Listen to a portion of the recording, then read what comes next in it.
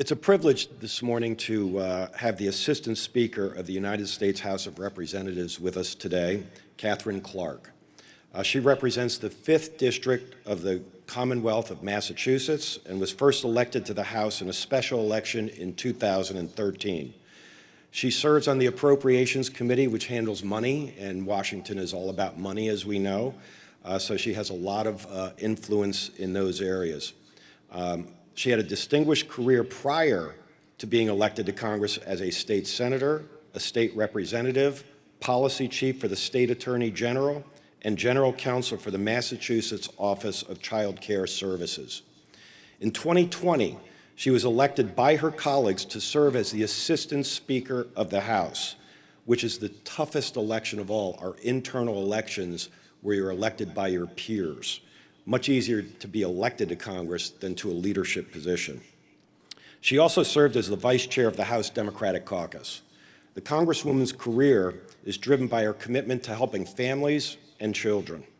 She has also been supportive of the National Flood Insurance Program, which is important to our members, and the PPP, which was crucial for many small businesses, and we've discussed that today. Katherine attended St. Lawrence University, Cornell Law School, and Harvard's John F. Kennedy School of Government. She also, interestingly, studied in Japan. She lives in Melrose, Massachusetts, with her husband and 3 children. As the Assistant Speaker of the House, it's only natural that many people believe that ultimately, someday, she may be Speaker of the House. However, we all know that Speaker Pelosi is immortal and she's never leaving. Ladies and gentlemen, please welcome the Assistant Speaker of the House, Katherine Clark.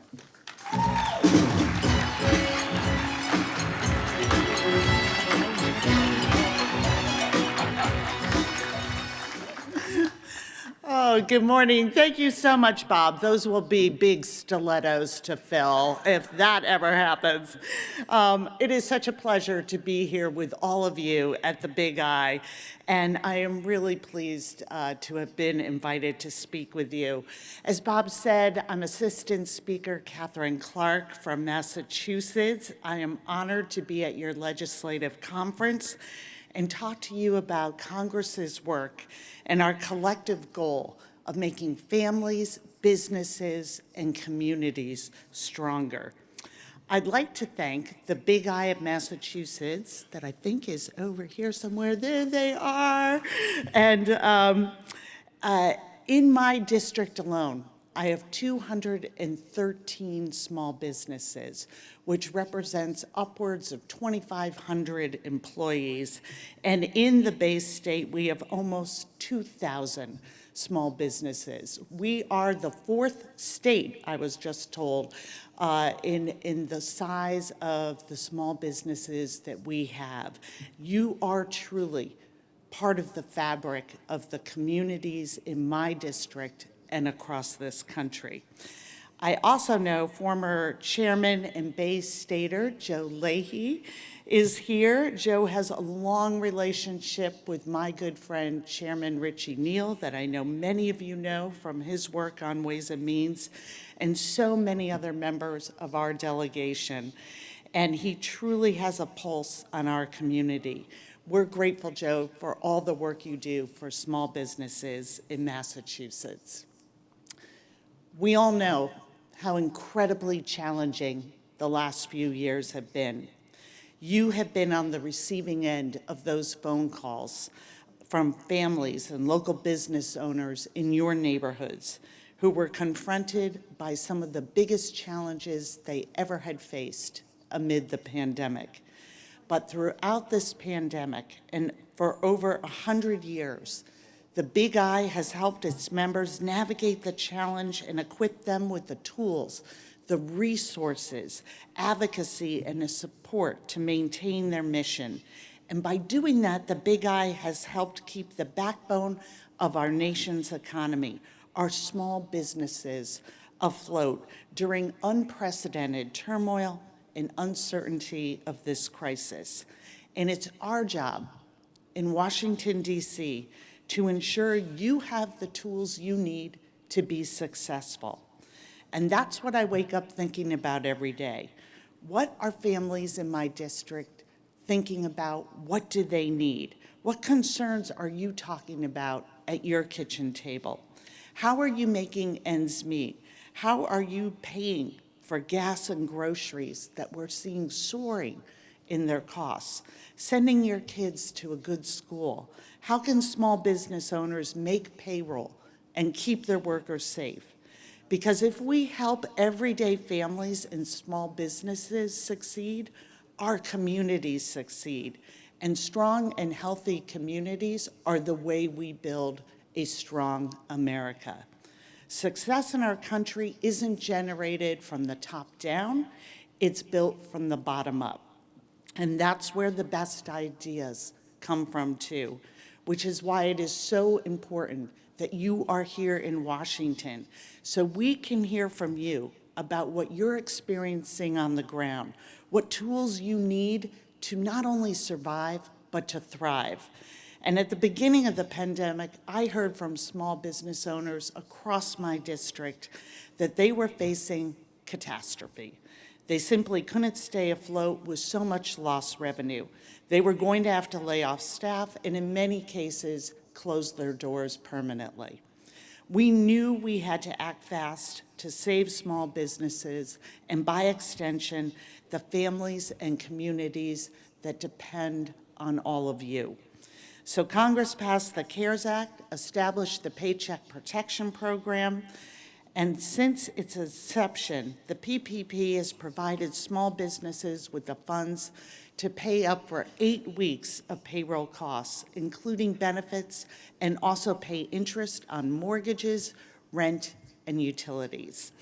Families and businesses needed a lifeline, and that's what the Paycheck Protection Program provided.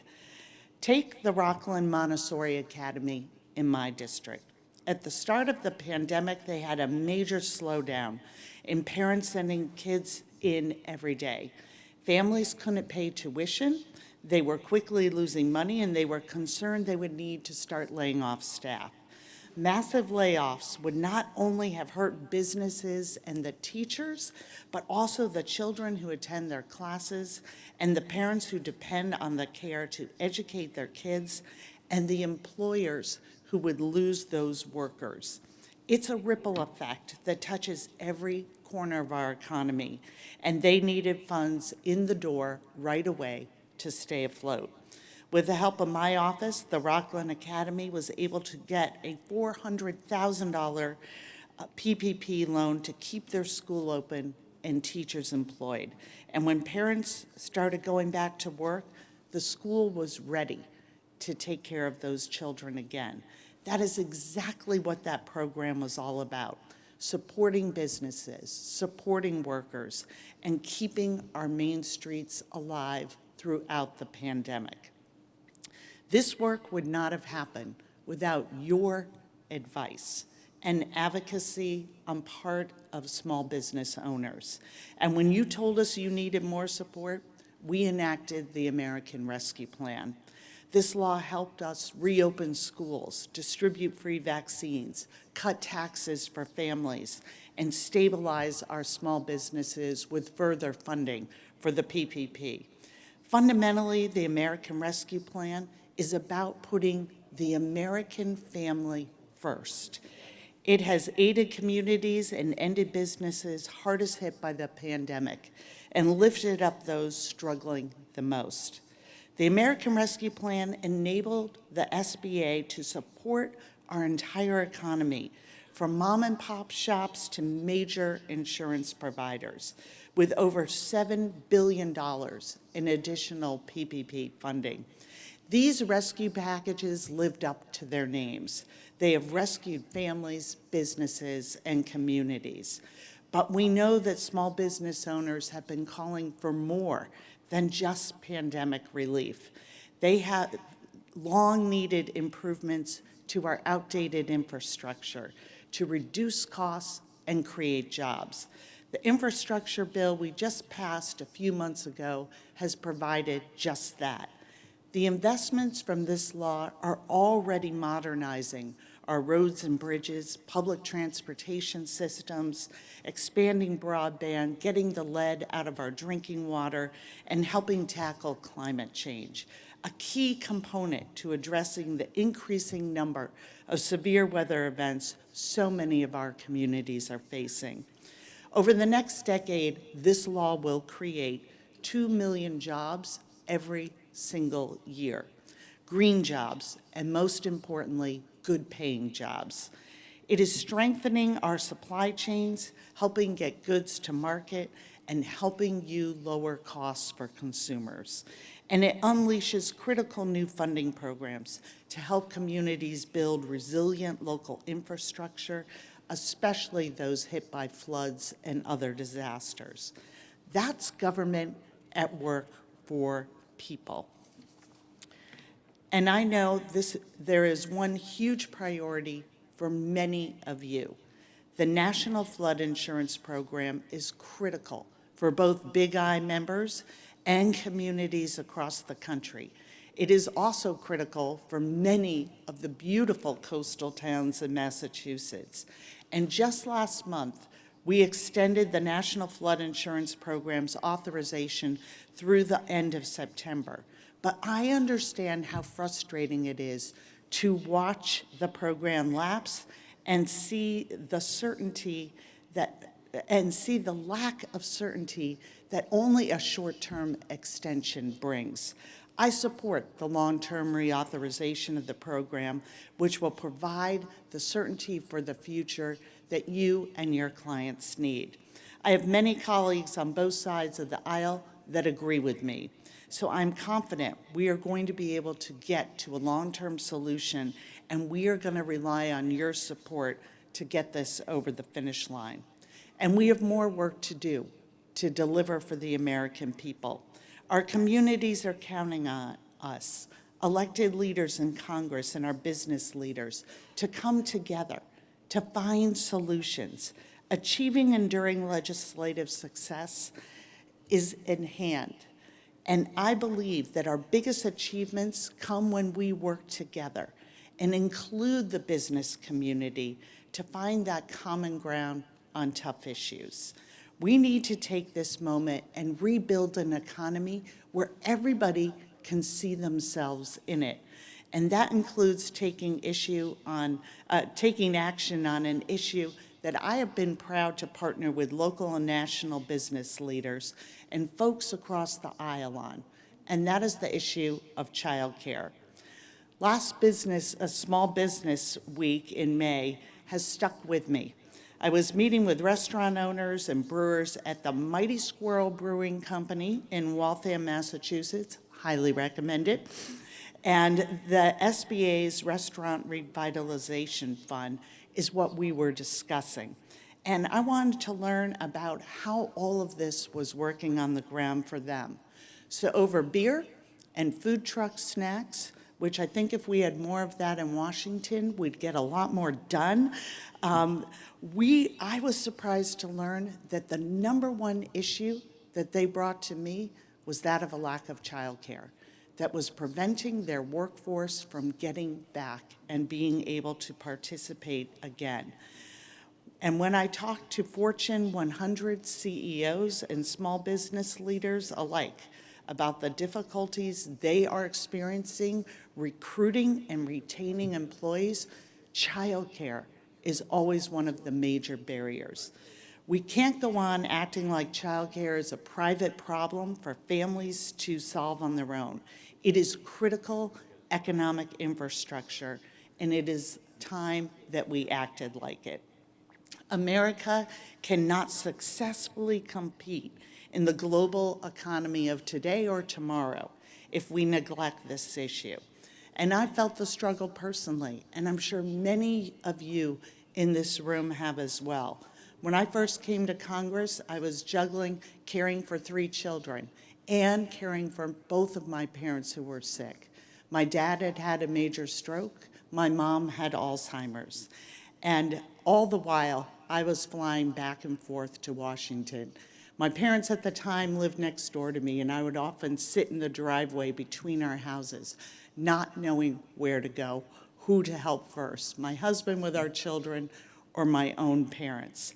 Forget the sandwich generation. That sandwiches have nice layers that sort of lie there together in cooperation. I call it the panini generation because you're getting pressure from all sides and things tend to get a little melted in the middle. And I know that many of the agents and the small business owners here are parents and caregivers yourselves and can relate to my experience. But I was also one of the lucky ones. I had a supportive husband, resources to pay for help. But for millions of parents, the bills, the choices, and the squeeze are impossible to manage. This is why I ran for Congress and the work I'm focused on. Let's build on those coalitions of affected industries, stakeholders, and families to forge consensus and move the needle. Because this issue affects all of us. And these issues, whether it's childcare, climate change, support for business, they don't exist in silos. They are interconnected just like our work needs to be to find the solutions for the future. So I'm going to wrap up with this. I want to thank all of you at the Big I for all you do, for your partnership and your consistent advocacy on behalf of your members and our economy. The resources and support you provide for your members doesn't just help small business owners build and grow. It helps our entire economy create success. And that's because every story you tell me, every challenge facing your members, and every idea they have to create a solution will become part of our next legislative answer to the struggles you're experiencing on Main Street. There is an adage that I think captures the Big I. You don't build a business, you build people, and people build the business. That's exactly what your work does, exactly your mission, supporting the small business owners and workers who empower our economy and empower all of us. I am deeply grateful for your partnership. In this time of historic challenge, together, we are going to make historic progress. Thank you for having me.